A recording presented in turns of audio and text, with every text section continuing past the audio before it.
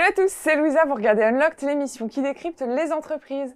Aujourd'hui, je reçois Alban et Mathieu du commissariat des armées et on va découvrir ensemble le métier de commissaire. Alors, quelles sont les opportunités et surtout, comment devient-on commissaire? Eh bien, c'est ce que nous allons voir aujourd'hui. Vous regardez Unlocked, on passe tout de suite au Pitch Me That.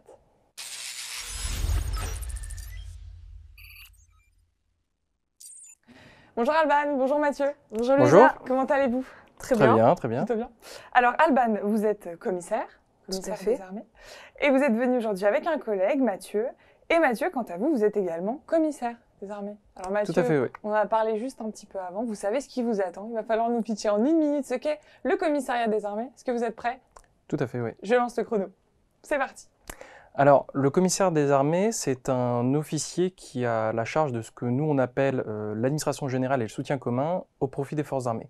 Donc ça veut dire qu'il exerce dans les domaines du droit, des achats, des finances, de la logistique ou encore de l'audit, pour le compte, comme je le disais, des forces armées, donc l'armée de terre, la marine nationale, l'armée de l'air, mais également pour les différentes directions et services du ministère des armées, donc essentiellement pour nous, le service de santé des armées et la direction générale de l'armement. Donc pour moi, j'ai 3 points importants pour un commissaire. C'est que le commissaire, c'est un militaire. Donc ça implique un certain nombre de valeurs, un certain nombre d'obligations et une formation de terrain. Le commissaire, c'est un officier, donc on est appelé à prendre des fonctions de commandement, on est des managers. Et le commissaire, c'est un administrateur, donc en fait, on exerce ce commandement, cet encadrement, notre expertise sur les métiers que j'ai cités précédemment, donc droit, logistique ou encore finance. Alors vraiment, vous étiez pile dans la minute, ça vient de se terminer. Vraiment bravo Mathieu. Aujourd'hui, vous êtes à la recherche de nouvelles recrues pour répondre aux besoins des directions et des services du ministère des Armées. Alors on va voir les profils que vous recherchez et surtout ce que vous proposerez aux futurs commissaires. On voit ça en détail.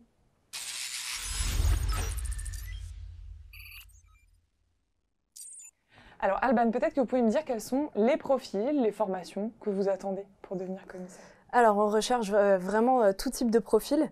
Les commissaires sont recrutés à partir de Bac+3. On a différentes offres, différents parcours de recrutement. On recrute des officiers sous contrat, qui sont des CDD de 4 ans renouvelables. Et on recrute des commissaires de carrière, donc l'équivalent d'un CDI, à partir de Bac+3 également, par concours. On recherche pour les pour les CDD, des étudiants issus d'écoles de commerce, d'universités, d'IEP, vraiment dans tous les métiers qui correspondent aux fonctions que nous exerçons, donc les achats, la finance, le droit, la RH, la logistique, le management de systèmes d'information. Et pour la partie commissaire de carrière, donc par concours, c'est la même chose. On recrute des étudiants et des jeunes diplômés issus d'IAE, d'IEP, d'universités, d'écoles de commerce, écoles d'ingé. Enfin, vraiment, c'est très large. C'est très large. Aujourd'hui, il y a 150 recrutements sur l'année 2020. On peut rappeler les départements dans lesquels vous recrutez? Comme je viens de le dire, c'est vraiment toutes les fonctions support qu'on peut retrouver dans une entreprise. En fait, on en a besoin également au sein du ministère. Donc, on va recruter des juristes, des acheteurs, des contrôleurs de gestion, des responsables de budget, des managers de systèmes d'information, vraiment toutes les fonctions. Et ça va être tant au ministère que dans les régiments, dans les bases aériennes, les bases navales, mais aussi embarqués sur les bateaux. Il existe des prérequis aujourd'hui pour intégrer le commissariat des armées? Alors effectivement, quand on s'engage en tant que commissaire des armées, on est sous statut militaire. Pour être militaire, il faut être de nationalité française. Il faut être apte médicalement, donc l'aptitude médicale est évaluée au cours du processus de recrutement par un médecin militaire. Et puis, il faut avoir un Bac+3, comme on l'a dit. Il faut adhérer aux valeurs de l'institution, aux valeurs du métier de militaire. Il faut être conscient des droits et des devoirs des militaires. Et puis, je crois que j'ai tout dit. Et puis, il faut avoir un diplôme en lien avec le poste convoité ou en lien avec le métier qu'exerce le commissaire des armées. Mathieu, peut-être que vous pouvez nous donner des exemples de missions que vous confiez à une jeune recrue? Alors, je vais partir de mon cas. Moi, par exemple, j'ai pris mon premier poste il y a maintenant 2 ans et demi. Moi, je suis chargé de faire tous les processus contractuels, donc c'est des marchés publics, donc tous les processus contractuels pour l'achat de différents systèmes d'armes. Moi, personnellement, dans le domaine terrestre. Après, on a on va appeler ça des ancrages, l'armée de terre, la marine, moi c'est l'armement. Un commissaire de l'armée de terre ou de l'armée de l'air, il va plutôt avoir des fonctions budgétaires et contrôle de gestion pour le compte de son organisme, donc le régiment ou la base aérienne. Et ça va être la même chose pour un commissaire de la marine sur un bateau, donc embarqué, ou encore la même chose dans un hôpital où le commissaire va faire les mêmes fonctions budgétaires, finances, achats, pour le compte de l'hôpital. Voilà, ça c'est pour la première partie de carrière, pour les premiers postes qui sont exercés. Et de manière plus générale, quand on évolue, quand on change de poste, on est amené à être responsable de budget dans différents organismes, à gérer les finances d'un service. C'est très rare. Et alors, toutes les jeunes recrues ont accès à une formation initiale. Ce que vous me disiez, alors, qu'est-ce que c'est que cette formation initiale? Alors, pour la partie officier sous contrat, donc contrat de 4 ans renouvelable, une fois que la personne est recrutée, elle va effectuer 3 mois de formation militaire à l'école des commissaires des armées, qui est située à Salon-de-Provence, durant laquelle elle va apprendre le métier de soldat, le métier de militaire. Donc, c'est de l'aguerrissement, on apprend à être un soldat, on a différents cours et aussi une partie académique avec une formation sur l'organisation de la défense, du ministère, le fonctionnement du service. Et puis, sur la partie en fait, commissaire de carrière, en fait, la formation elle s'étale sur 2 ans. On a une première partie de 3 mois où effectivement c'est la formation du soldat, donc le tir, l'entraînement au combat, donc c'est vraiment de l'aguerrissement, comme disait Alban. Derrière, on part sur 1 an de formation académique, donc celle d'un administrateur, sur les métiers qu'on présente depuis tout à l'heure, le juridique, le financier, le budgétaire. Et puis ensuite, on part sur une dernière année où on a une spécialisation et qui, pour ma part, dans l'armement, se fait essentiellement en stage, mais qui permet en fait de se spécialiser dans son corps, donc plutôt l'armée de terre, la marine, l'armée de l'air, l'armement ou la santé. Ouais. Et ce sont... Pardon. Non, et durant toute cette formation académique et militaire, on effectue différents stages en entreprise, au sein d'autres organismes du ministère. On a des périodes à nouveau d'aguerrissement. On défile le 14 juillet sur les Champs-Élysées aux côtés des autres écoles et des autres militaires de toutes les armées. Ça bouge énormément, on n'a vraiment pas le temps de s'ennuyer et ça passe très vite. Et vous me disiez que c'était les formations en continu qui permettent la montée en compétences, finalement.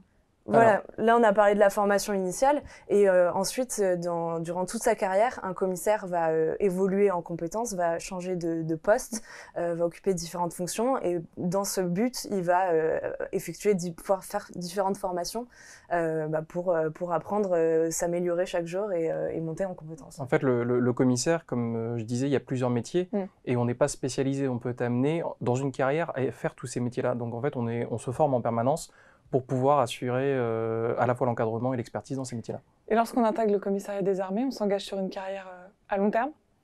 Alors, soit on s'engage sur un CDD de 4 ans qui peut être renouvelé jusqu'à 20 ans de service, soit en passant le concours, on a l'équivalent d'un CDI.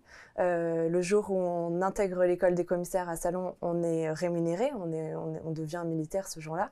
On a un lien au service de 6 ans. À partir de 6 ans de carrière, on peut tout à fait se reconvertir et évoluer vers d'autres postes ou rester et faire toute sa carrière au sein du commissariat des armées et quitter l'institution après 30 ans, 40 ans de carrière. Et alors en fin de carrière, comment se passe la reconversion ? Alors, on a différentes passerelles de reconversion. Donc, je parlais du lien au service de 6 années. On a la possibilité d'accéder à des fonctions des emplois de la fonction publique.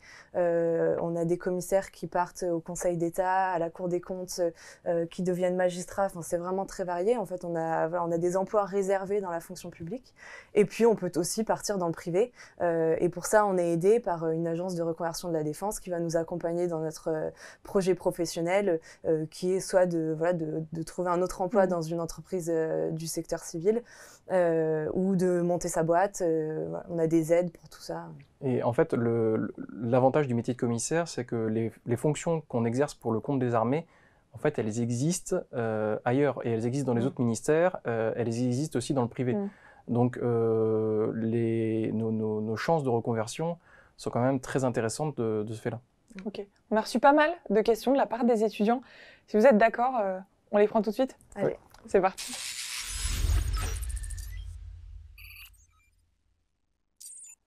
Alors, chez vous d'ailleurs, si vous avez envie de nous envoyer vos questions, n'hésitez pas à les poser en direct sur notre Instagram. Vous tapez jobteaser_, vous nous envoyez un petit DM et on les prendra en direct. Alors, on va prendre la première question de Quentin. Quentin qui vous demande « Ce poste peut-il être un tremplin pour atteindre rapidement des postes à responsabilité ?» Alors non seulement c'est un tremplin, mais en fait on va tout de suite prendre des postes à responsabilité. Comme on l'expliquait, un commissaire est officier, il est manager, il est expert dans son domaine. Donc dès sa sortie d'école, qu'il soit recruté en tant qu'officier sous contrat ou qu'il ait passé le concours et qu'il soit commissaire de carrière, il va être amené dès le début à encadrer du personnel, à être responsable de différentes fonctions. Et tout au long de sa carrière, il va monter en grade, il va évoluer dans ses compétences, et donc il va exercer effectivement de nouvelles responsabilités chaque changement d'affectation. Et le commissaire, en fait, il est le seul à avoir cette expertise-là dans son unité. Donc forcément, son chef lui donne beaucoup de responsabilités parce qu'il compte sur lui, sur des domaines qu'en général, par exemple, dans un régiment, un colonel ne maîtrise pas forcément. Sur des domaines du droit, par exemple, c'est pas forcément maîtrisé par un chef. Très bien. On enchaîne avec Héloïse qui vous demande comment se passe l'intégration? Sommes-nous directement envoyés en mission? On l'a déjà expliqué, donc une formation plus ou moins longue selon le statut sur lequel on est recruté. En mission, c'est-à-dire sur l'affectation qu'on va exercer Oui. ou... Voilà, si on est recruté en tant qu'officier sous contrat, on est recruté sur un poste précis, dans un organisme précis, et on fait ces 3 mois de formation, et ensuite on est directement opérationnel sur le poste sur lequel on a candidaté.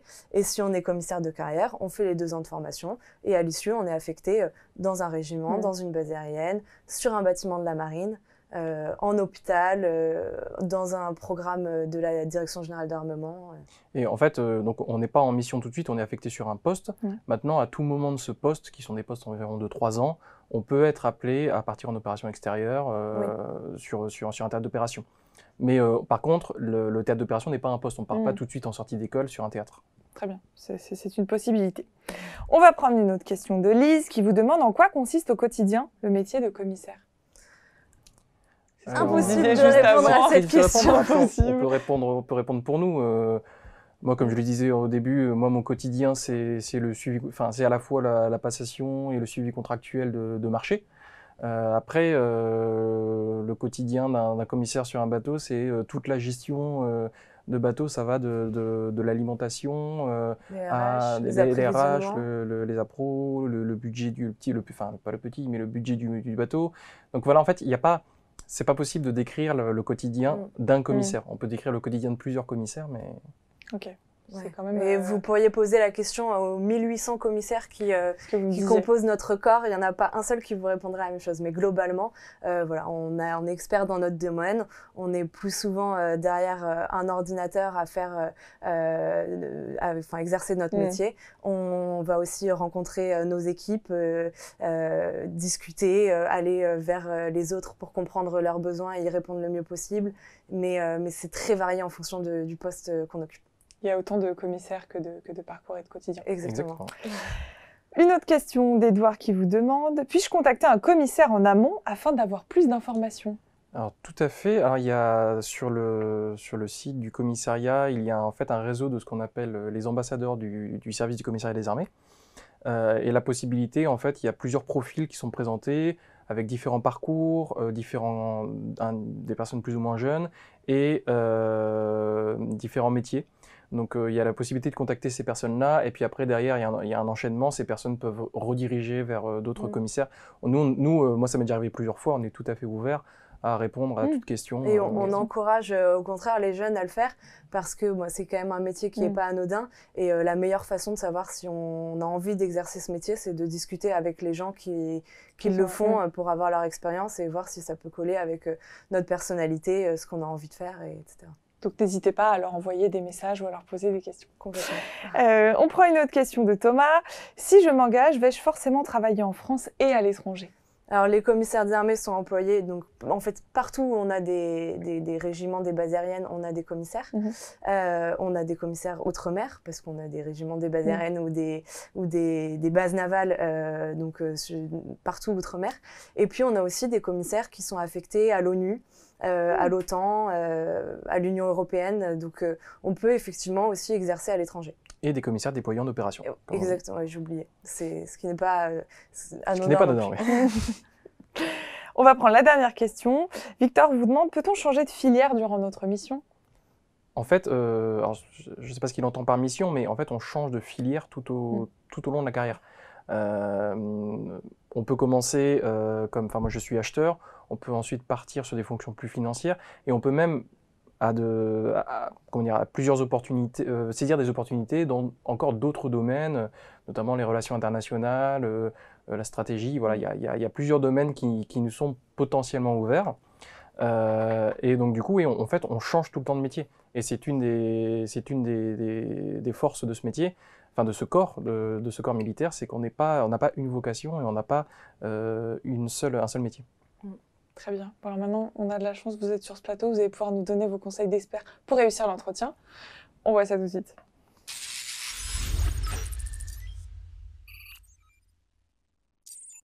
Alors Alban, est-ce que vous pouvez nous expliquer le processus de recrutement?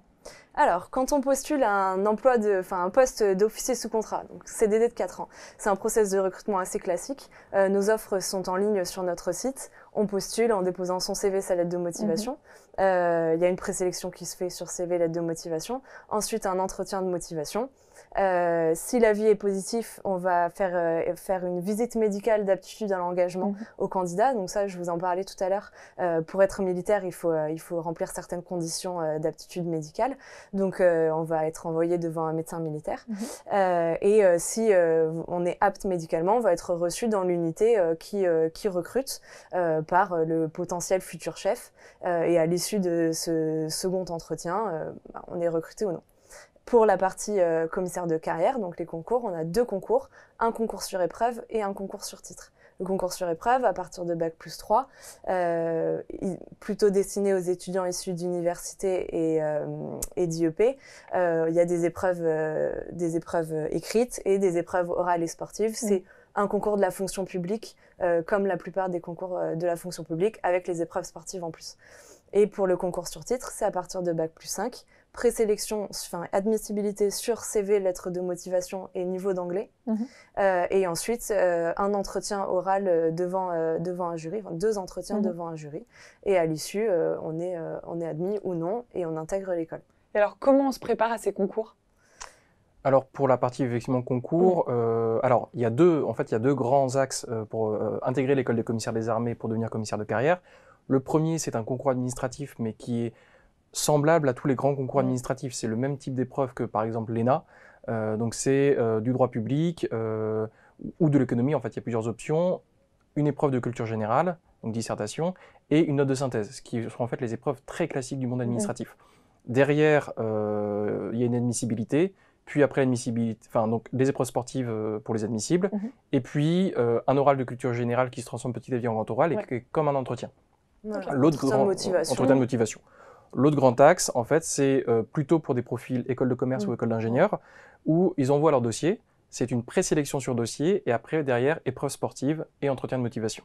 Ça, ce sont les 2 grands axes pour intégrer le commissariat en tant que commissaire de carrière. Très bien. Voilà. Et pour se préparer, bien réviser les types de sujets sur lesquels on peut tomber et qui sont disponibles sur notre site.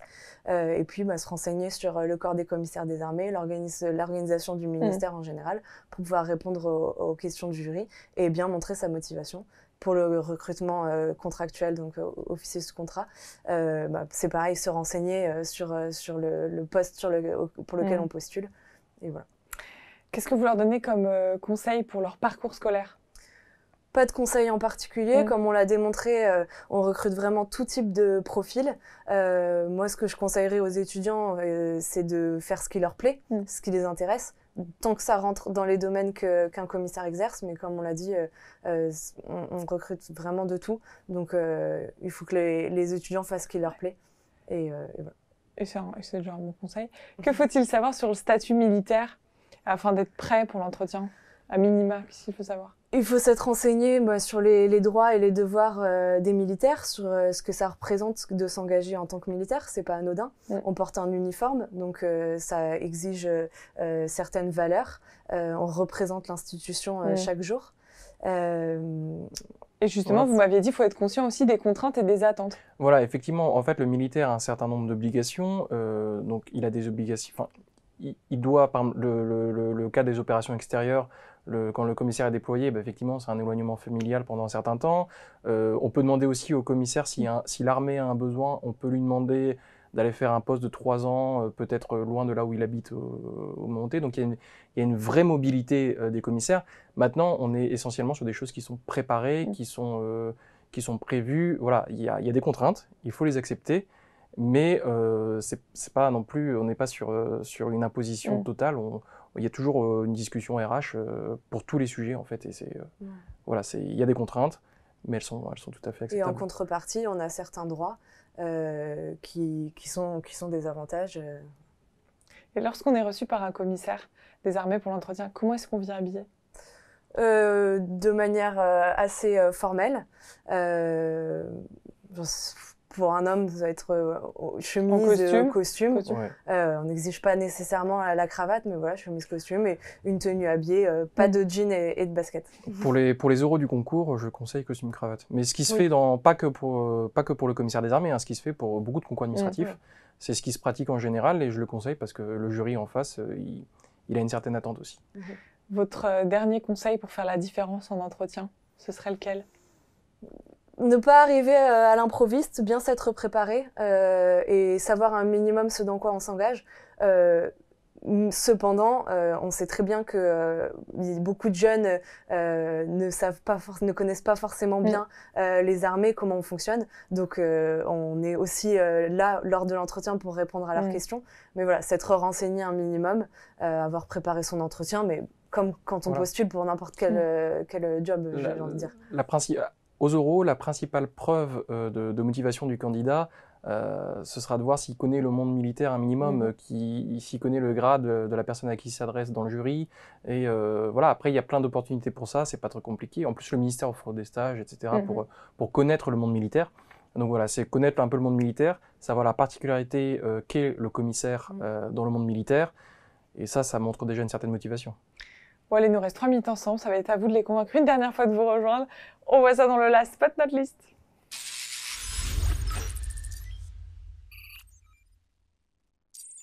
Alors, qui veut commencer à les convaincre?